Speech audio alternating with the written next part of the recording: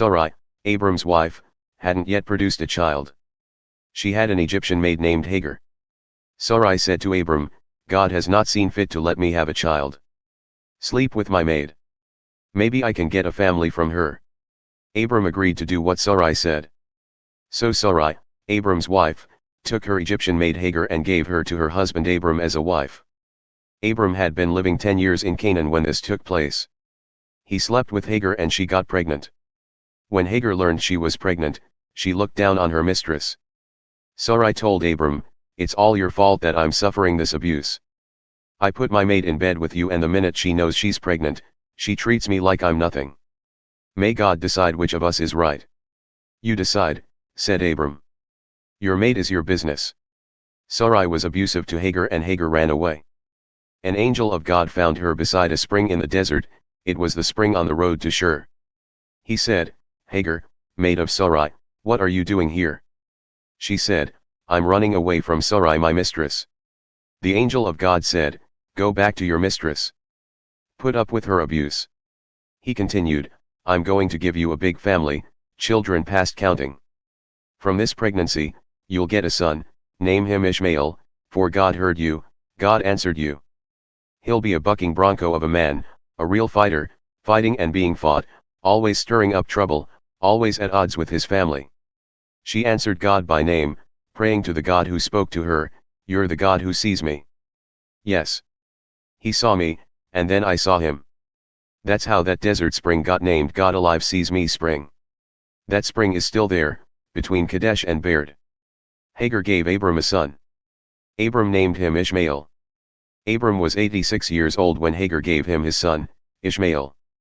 When Abram was 99 years old, God showed up and said to him, I am the strong God, live entirely before me, live to the hilt.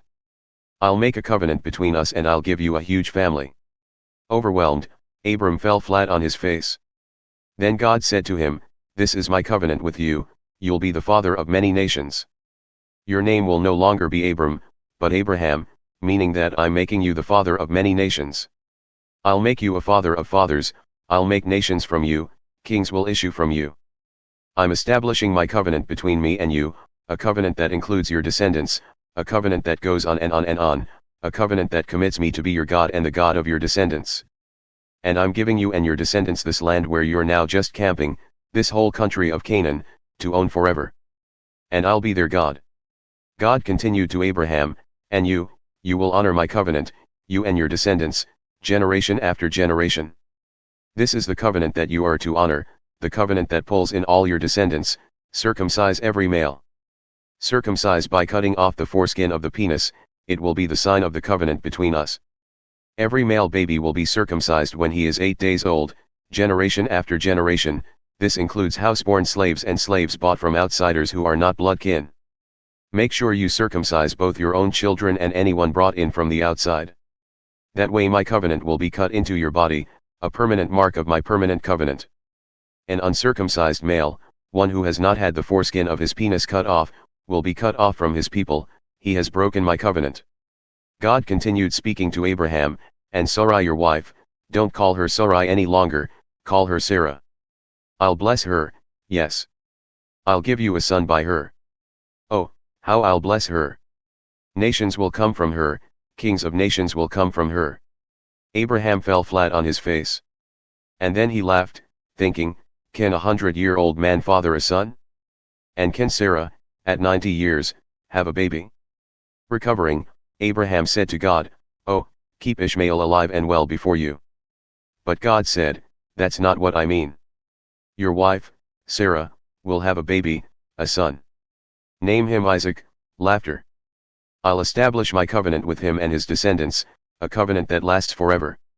And Ishmael? Yes, I heard your prayer for him. I'll also bless him, I'll make sure he has plenty of children, a huge family. He'll father 12 princes, I'll make him a great nation.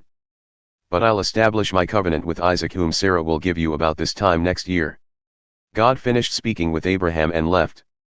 Then Abraham took his son Ishmael and all his servants, whether houseborn or purchased, every male in his household, and circumcised them, cutting off their foreskins that very day, just as God had told him. Abraham was 99 years old when he was circumcised. His son Ishmael was 13 years old when he was circumcised. Abraham and Ishmael were circumcised the same day together with all the servants of his household, those born there and those purchased from outsiders, all were circumcised with him.